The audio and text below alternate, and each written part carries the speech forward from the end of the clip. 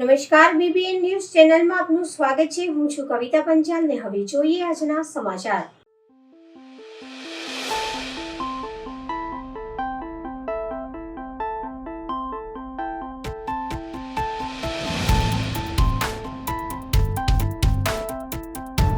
વડોદરા શહેરમાં આજરોજ આંતરરાષ્ટ્રીય પતંગ મહોત્સવની ઉજવણી શહેરના ઐતિહાસિક નવલખી મેદાન ખાતે કરવામાં આવી છે, જેમાં વડોદરા શહેર મેયર દ્વારા આ પતંગ ઉત્સવની શરૂઆત કરવામાં આવી હતી। આ આંતરરાષ્ટ્રીય પતંગ ઉત્સવમાં 12 દેશો અને દેશના 3 રાજ્યો સહિત 55 જેટલા ચુનિંદા પતંગબાજોએ ભાગ લીધો, જેમાં અયોધ્યા રામ મંદિરને લઈને જય શ્રી રામના પતંગની પણ ઝલક જોવા મળી હતી। આંતરરાષ્ટ્રીય પતંગ મહોત્સવ વડોદરા શહેરના ઇવેન્ટ કેલેન્ડરની એક વાર્ષિક પરંપરા બની ગયો હતો અને ઉત્તરાયણની છડી પોકારે છે।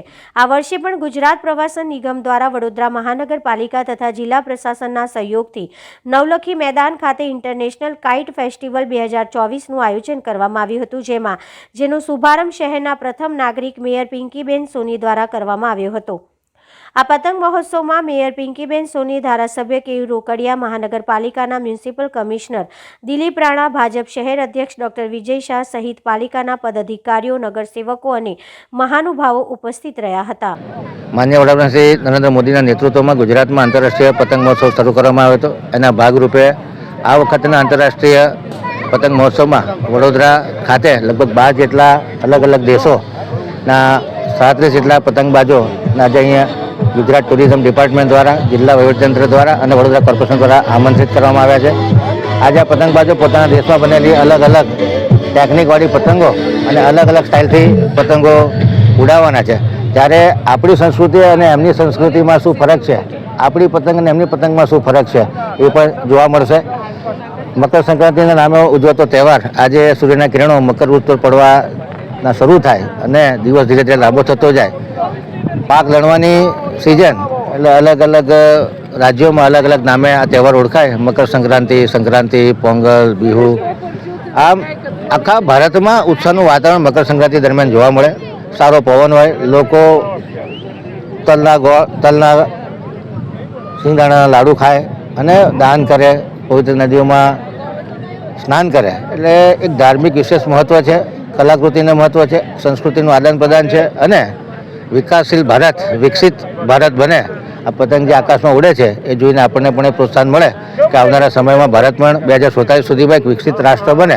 આ પ્રસંગે તમામ નાગરિકોને શુભેચ્છા આપું છું આવનારા મકર સંક્રાંતિના તહેવાર માટે। આ તમામ પતંગબાજોનું પ્રોત્સાહન ધરવા માટે વડોદરા શહેરના નાગરિકોને પણ આમંત્રણ આપું છું કે નવલખી ગ્રાઉન્ડ ખાતે આવી અને આ પતંગબાજોના ઉત્સાહમાં વધારો કરે।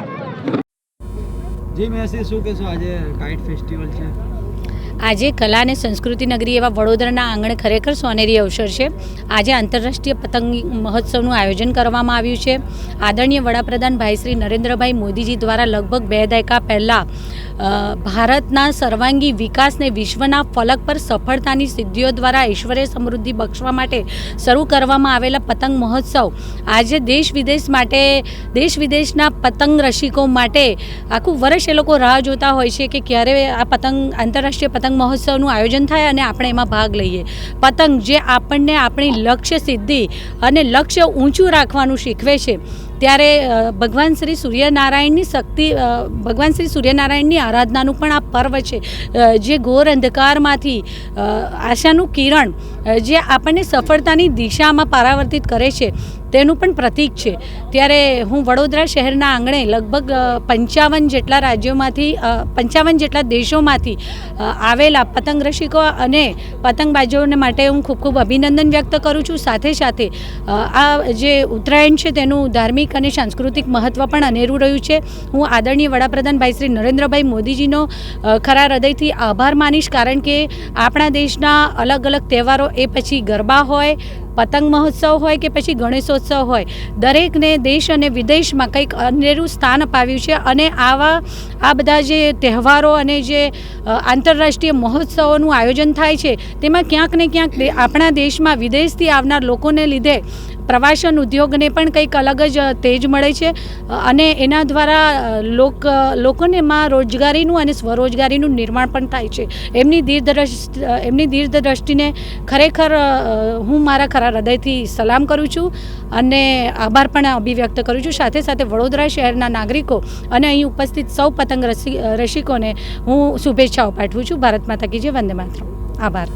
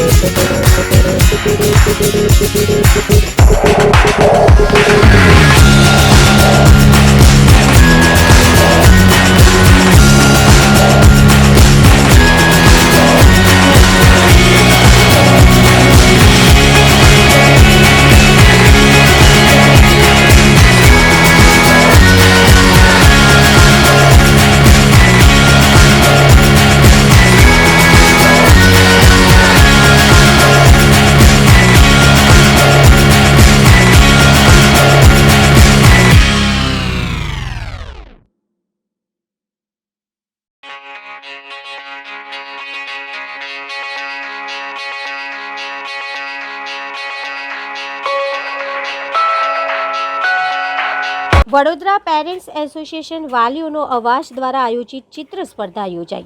વડોદરા પેરેન્ટ્સ એસોસિએશન વાલીનો અવાજ આયોજિત ચિત્ર સ્પર્ધા ક્રાંતિકારી સ્વામી માર્ગીય સ્મિતજીની અધ્યક્ષતામાં તારીખ 7/1/2024 રવિવારના રોજ અફી થિયેટર કમાટી બાગ સયાજીગંજ વડોદરા ખાતે યોજાયેલ, જેમાં ભારતના ભાવિ ઘડવૈયા સમા બાળકોએ અને વાલીઓએ ઉત્સાહભેર ભાગ લીધો હતો. સંસ્થાના પ્રેસિડેન્ટ કિશોર પિલ્લઈ સાહેબે જણાવ્યું હતું કે આ ઇવેન્ટને સફળ બનાવવા દીપકભાઈ ઠાકર, મુકુંદભાઈ પટેલ સફળ બનાવેલ ખૂબ જ જહેમત ઉઠાવી હતી, જેને વાલી અને વિદ્યાર્થીઓનો બહોળો પ્રતિસાદ સાંપડ્યો હતો.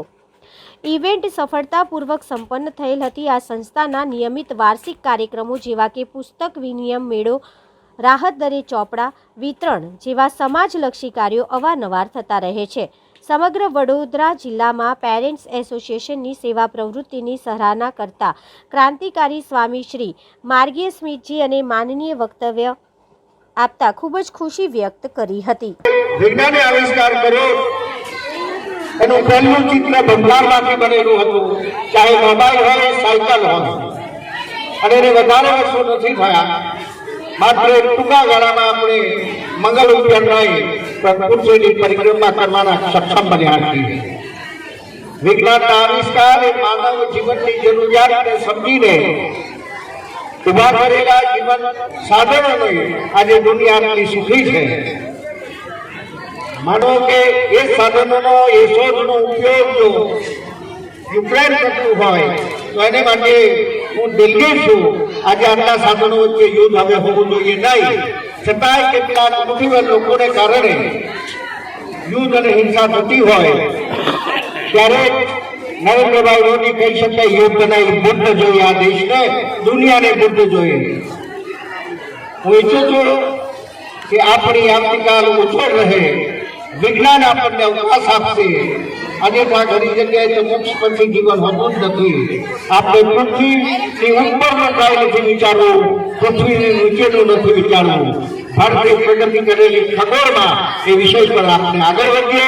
જય હિન્દ, જય ભારત. આગામી લોકસભાના ઇલેક્શનને લઈને ડુપ્લિકેટ મતદારોનું લિસ્ટ કલેક્ટર અને મુખ્ય ચૂંટણી અધિકારીને સુપરત કરતા શહેર ભાજપ સંગઠન અને ધારાસભ્ય કેયુ રોકડિયા અને ચૈતન્ય દેસાઈ દ્વારા જિલ્લા કલેક્ટરને સૂચન કર્યા. આગામી સમયમાં લોકસભાનું ઇલેક્શન આવનાર છે, ત્યારે મતદાર યાદીમાં ડુપ્લિકેટ અથવા તો 2 વખત નામ કાઢી નાખવા માટે વડોદરા શહેર ભાજપ દ્વારા જિલ્લા કલેક્ટરને રજૂઆત કરવામાં આવી હતી. વડોદરાના 31,000 જેટલા ડુપ્લિકેટ મતદારોનું લિસ્ટ કલેક્ટર અને મુખ્ય ચૂંટણી અધિકારીને સુપ્રત કર્યા હતા. શહેર ભાજપ સંગઠન અને ધારાસભ્ય કેયુ રોકડિયા અને ચૈતન્ય દેસાઈ ઉપસ્થિત રહ્યા હતા. તમામ મતદારોની યાદી પેન ડ્રાઈવમાં લઈ જિલ્લા કલેક્ટરને આપવામાં આવી હતી. આ ડુપ્લિકેટ અથવા તો તેને અલગ અલગ વિસ્તારમાં નામ બોલતા હોય તો લઈ મતદારની ટકાવારીમાં પણ ઘણો ફરક પડતો હોય છે અને કેટલાક મતદારો વિસ્તાર છોડીને બીજા કોઈ વિસ્તારમાં રહેવા ગયા હોય તો તેવા લોકોને મતદાર કરવામાં પણ તકલીફ પડતી હોય છે, જેને લઈને આજે વડોદરા શહેર ભાજપ પ્રમુખ સહિત ધારાસભ્યો દ્વારા જિલ્લા કલેક્ટરને સૂચન કરવામાં આવ્યા હતા.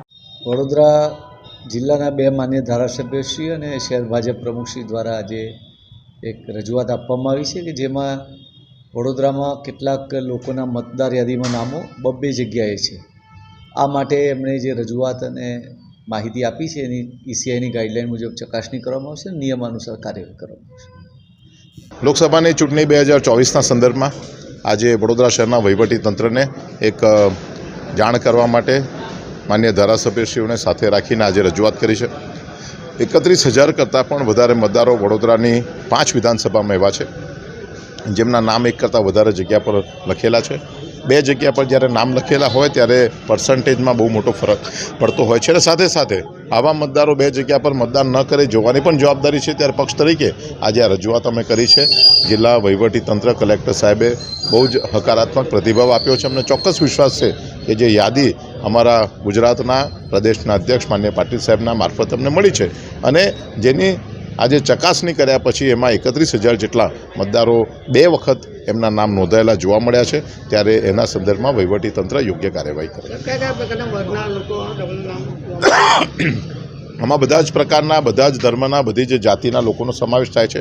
સામાન્ય રીતે એવા મતદારો છે કે જે મતદારો એક જગ્યા પર ભૂતકાળમાં રહેતા હોય ત્યારે એમનું નામ એ મતદાર યાદીમાં હોય, એમને સ્થળાંતર કર્યું હોય, એમણે ઘર બદલ્યું હોય, એમને વિસ્તાર બદલ્યો હોય, ત્યારે બીજી જગ્યાએ ગયા હોય ત્યારે પણ એમણે ફરી વખત મતદાર યાદીમાં નામ નોંધાવ્યું હોય અને જૂની જે જગ્યા છે ત્યાંથી નામ કમી ન થયું હોય એવા મતદારોની સંખ્યા મોટી હોય એવું પ્રથમ દ્રષ્ટિએ અમારા ધ્યાનમાં આવ્યું છે. તેમ છતાં પણ વહીવટીતંત્ર એમાં તપાસ કરી જે યોગ્ય લાગશે તે પ્રકારે નિર્ણય લેશે.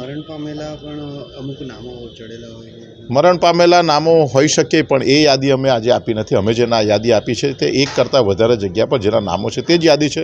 આપે જે વાત કરી છે તેની યાદી અત્યારે પ્રદેશમાં તૈયાર થઈ રહી છે. એવા લોકોની પણ યાદી એ આવનારા સમયમાં પણ આપવામાં આવશે. વેસ્ટર્ન રેલવે મજદૂર સંઘ દ્વારા ઓબીસી લાગુ કરવા માટે NFIR વર્કરો ભૂખ હડતાલ પર. સરકાર દ્વારા MPSને બદલે ઓબીસી લાગુ કરવા માટે આજથી 4 દિવસ ભૂખ હડતાલ પર ઉતર્યા ઓબીસી કર્મચારીઓ અનેક લાભ મળશે.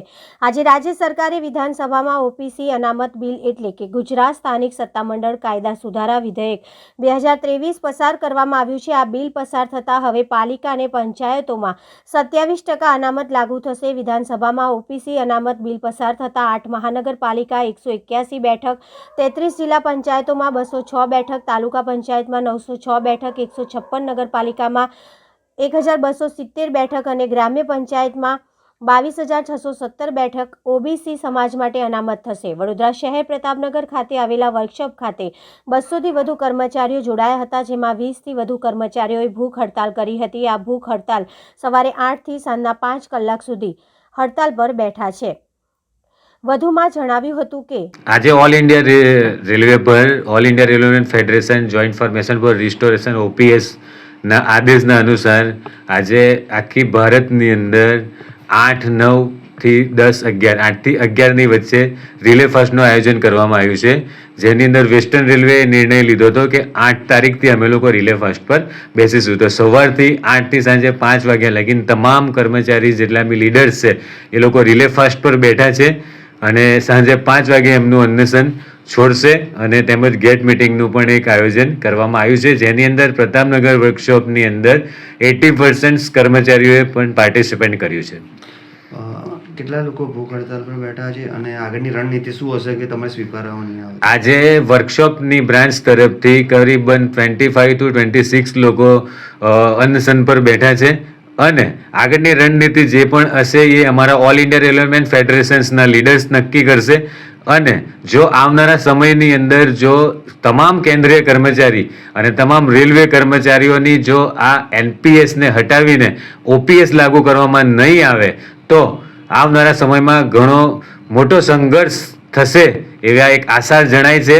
હું તો દેશના પ્રમુખ નેતાઓને અને આજના જે પણ નેતૃત્વ જે અમારી ભારત સરકારનું કરી રહ્યા છે એમને પણ હું આજે આ સંદેશ આપવા માંગીશ કે દેશના યુવાનોનું ભવિષ્ય ખતરામાં છે, તમામ કર્મચારીઓનું ભવિષ્ય ખતરામાં છે. તો જલ્દીથી જલ્દી આના પર નિર્ણય લે અને ઓપીએસ લાગુ કરવાની એક એક્શન પ્લાન નક્કી કરવામાં આવે જેનાથી ઓપીએસ લાગુ કરી શકીએ. મારું નામ Bharat Makwana, chairman Western Railway Employees Union.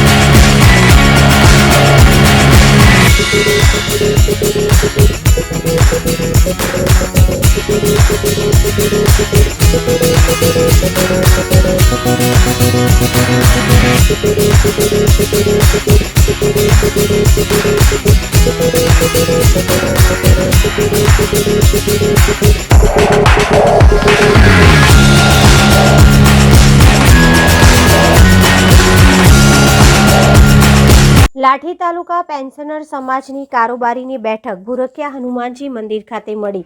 Lathi taluka pensioner સમાજની બેઠક નિવૃત્ત શિક્ષક બાબુભાઈ મકવાણાની અધ્યક્ષતામાં શ્રી ભૂરખિયા હનુમાનજી મંદિર ખાતે મળી, જેમાં લાઠી તાલુકાના પેન્શનર સમાજના પ્રમુખ જે.એન. ભાલાડા સાહેબની ઉપસ્થિતિમાં લાઠી તાલુકા પેન્શનર સમાજની કારોબારીમાં ભોજન પ્રસાદના દાતા બાબુભાઈ વી મકવાણાનું સૌજન્ય પ્રાપ્ત થયું હતું. તાલુકા પેન્શનર સમાજના કારોબારી સદસ્યના તજજ્ઞ માર્ગદર્શનથી પેન્શનર સમાજના વિવિધ પ્રશ્ને વિસ્તૃત પરામર્શ કરાયો હતો. લાઠી તાલુકા પેન્શનર સમાજની બેઠકમાં દામનગર એસબીઆઈ બેંક મેનેજર લાઠી, એસબીઆઈ મેનેજર વિદ્વાન કાયદાવિદ આર.સી. દવે, નિવૃત્ત કર્મચારી બહોળી સંખ્યામાં ઉપસ્થિત રહ્યા હતા. સમગ્ર કાર્યક્રમનું સંચાલન બાદલભાઈ ભટ્ટ દ્વારા કરવામાં આવ્યું હતું.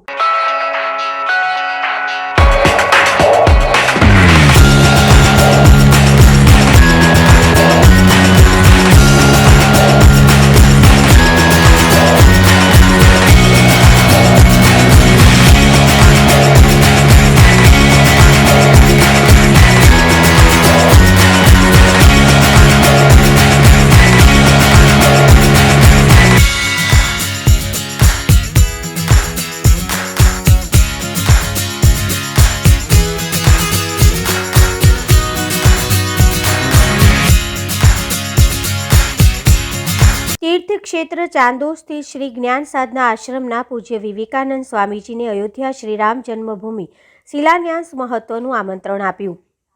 શ્રી રામ જન્મભૂમિ અયોધ્યામાં પ્રભુ શ્રી રામજીનું ભવ્ય મંદિર નિર્માણ પામ્યું છે. ભારતના યશસ્વી પ્રધાનમંત્રી શ્રી નરેન્દ્રભાઈ મોદી તેમજ દેશભરના સાધુ સંતો મહંતોની ઉપસ્થિતિમાં 22 જાન્યુઆરી સોમવારના દિવસે ભગવાન શ્રી રામ મંદિરની પ્રાણ પ્રતિષ્ઠા મહોત્સવ થવા જઈ રહ્યો છે, ત્યારે આ શુભ પ્રસંગે દક્ષિણ પ્રયાગ તીર્થક્ષેત્ર ચાંદોદ સ્થિત શ્રી જ્ઞાન સાધના આશ્રમના પૂજ્ય વિવેકાનંદ સ્વામીજીને શ્રી રામ જન્મભૂમિ તીર્થક્ષેત્ર દ્વારા અયોધ્યા ખાતે ઉપસ્થિત રહેવા માટેનું નિમંત્રણ પાઠવવામાં આવ્યું હતું. આજરોજ વડોદરા જિલ્લા વિશ્વ હિન્દુ પરિષદ મંત્રી વિનોદસિંહ દરબાર, બજરંગ દળ જિલ્લા સંયોજક ચિરાગભાઈ પરમાર, વિશ્વ હિન્દુ પરિષદ ધર્મચાર્ય સંપર્ક સંયોજક સંદીપ ચાની, જયેશભાઈ ભટ્ટ, સંકેતભાઈ પંડ્યા, હિરેન પટેલ તથા નગર સંઘના સ્વયંસેવકો જ્ઞાન સાધના આશ્રમ ખાતે પહોંચ્યા હતા અને સ્વામીજીને આમંત્રણ પત્રિકા પાઠવી હતી.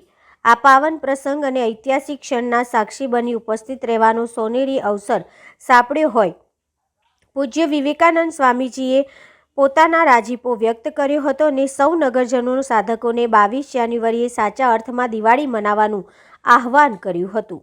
જય શ્રી રામ.